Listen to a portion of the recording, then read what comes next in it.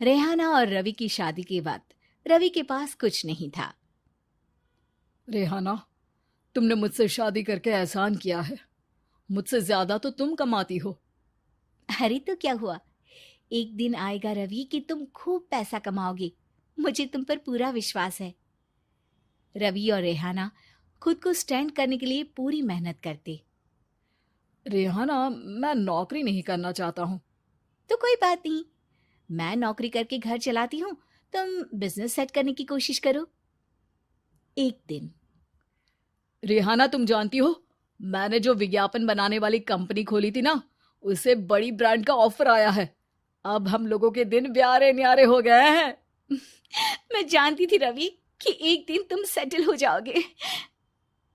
रवि का काम अच्छा चल जाता है। एक दिन वो रेहाना से कहता है, रेहाना, अब हम लोगों का बच्चा भी हो गया है। बहुत छोटा है वो। उसका ख्याल कैसे रखेंगे हम?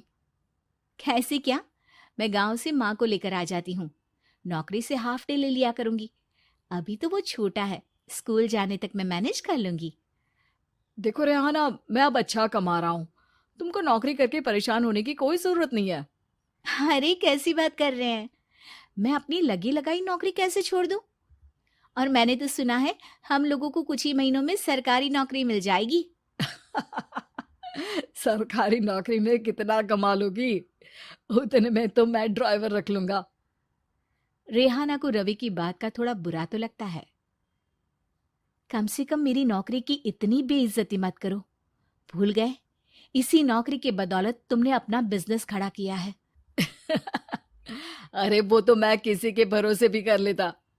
देखो, अपने बच्चे को संभालो, घर का काम करो। अब बाहर जाती तुम अच्छी नहीं लगती हो। रेहाना रवि के कहने पर नौकरी तो छोड़ देती है, लेकिन अब बड़े से घर में उसकी कीमत किसी नौकर से कम नहीं होती। एक दिन रवि का दोस्त आता है। भाभी, हम लोग तो आपको तब से जानते हैं जब से आप लोग शादी होकर इस शहर में आए थे। आपकी बदौलत ही सारा बिजनेस खड़ा हुआ है। ये किस्मत तो आप ही की है भाभी।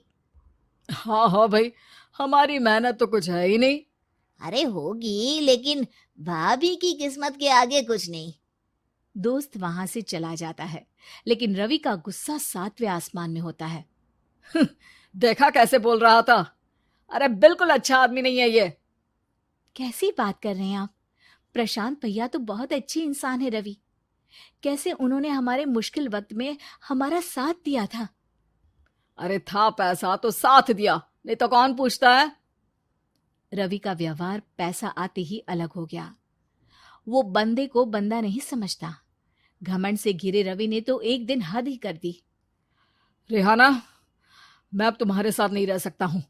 क्या क्या बकवास कर रहे हो रवि? क्या कहना चाहते हो? और क्यों नहीं रह सकते तुम मेरे साथ? देखो, मुझे कोई और पसंद है, और उसने साथ रहने पर बस यही शर्त रखी है कि मुझे तुम्हें तलाक देना होगा। रेहाना, जो कि एक स्वावलंबी महिला थी, उसने बिना देर किए रवि को कह दिया, कोई इश्यू नहीं, मुझे पैकिंग में 4 दिन का वक्त लगेगा, लेकिन तब तक मैं तुम्हारे साथ नहीं रहूंगी। 4 दिन के लिए तुम कहीं और शिफ्ट हो जाओ, मैं घर से निकलूंगी तो बता दूंगी। रवि घर छोड़कर चला जाता है। रेहाना को दुख होता है, वो रोती है, लेकिन व्यवहार से स्ट्रांग रेहाना को पति के वापस आने का और उसे सबक सिखाने का पूरा भरोसा था।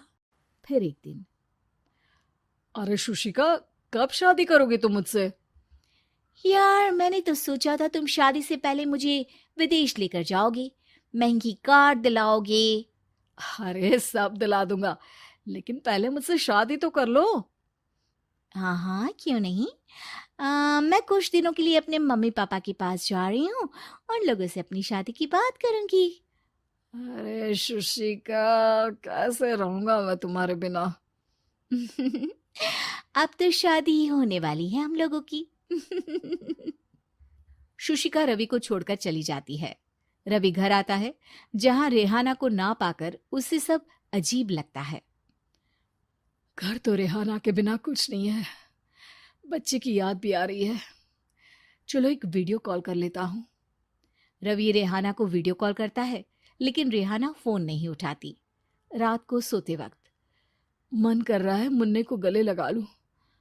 चलो कोई ना, शुशिका से शादी के बाद मेरे और भी बच्चे होंगे।